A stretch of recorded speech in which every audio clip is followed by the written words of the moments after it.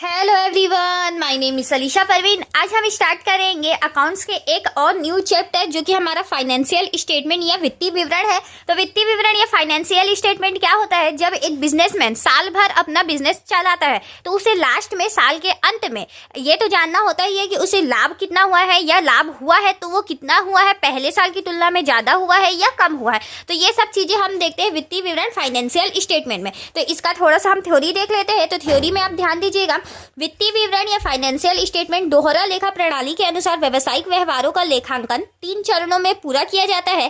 प्रथम चरण व्यवहारिक के प्रारंभिक लेखों का, द्वितीय चरण व्यवहारों के विश्लेषण का और अर्थात खाता बही का, तथा तृतीय और अंतिम चरण होता है सारांश तैयार करने का कि लाभ हुआ है या हानि हुआ। तो आगे इसमें बोलता है खाता बही के कार्य को समाप्त कर लेने के बाद प्रत्येक वर्ष के अंत में, मतलब साल भर के लास्ट में, खाता बही में खोले गए खातों के आधार पर एक सारांश तैयार किया जाता है जो व्यवसाय की लाभप्रदता तथा आर्थिक स्थिति की जानकारी प्रस्तुत करता है कि उसे लाभ हुआ है या हानि हुआ है और व्यवसाय का आर्थिक स्थिति, फाइनेंशियल कंडीशन कैसा है। आगे बोल रहा है इस सारांश में कम से कम 2 आधारभूत विवरण तैयार किया जाता है। एक आय विवरण होता है और दूसरा स्थिति विवरण होता है। तो यहाँ पे आप इसे डिटेल में समझ सकते हैं। वित्तीय विवरण के अंदर पहला हमारा होता है आय विवरण और दूसरा हमारा होता है स्थिति विवरण।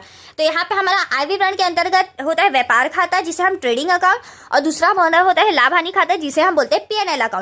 अब हमारा दूसरा जो कि स्थिति विवरण है उसे हम बैलेंस शीट या अंतिम विवरण, अंतिम स्थिति या स्थिति विवरण भी कहते हैं। व्यापार खाता में हम सकल लाभ या सकल हानि का पता करते हैं। सकल लाभ हमारा क्या आता है? जब बेचे गए माल की लागत और प्रत्यक्ष व्यय जितना भी हमारा है उसमें हम विक्रय को घटा देंगे तो हमारा आ जाएगा सकल लाभ।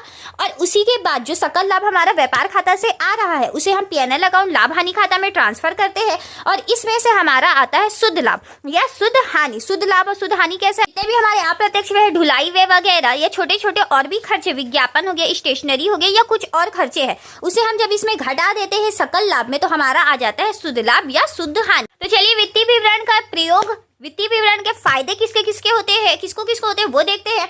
तो प्रबंध मतलब मैनेजमेंट, जो कि एक बिजनेस चला रहा है उसके मालिक को कैसे होगा? अब देखिए एक बिजनेसमैन को इससे वित्तीय विवरण से पता चलेगा कि लाभ हुआ है कि हानि हुआ, तो उसकी वजह से वो आने वाले फ्यूचर में अपने बिजनेस के लिए क्या क्या उसके कदम उठाने हैं वो तैयार कर लेगा। विनियोजक, इन्वेस्टर जो हमारे बिजनेस में इन्वेस्ट करता है वो यही तो देख के करेगा कि एक बिजनेस किस प्रकार से लॉस में या किस प्रकार से फायदे में चल रहा है, उस हिसाब से ही लोग इन्वेस्ट करेंगे। तो इसके वित्तीय विवरण देख के विनियोजक, इन्वेस्टर को भी होता है लाभ।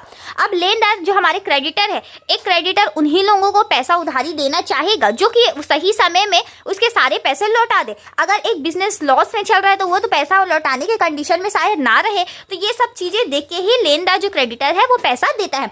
अब हम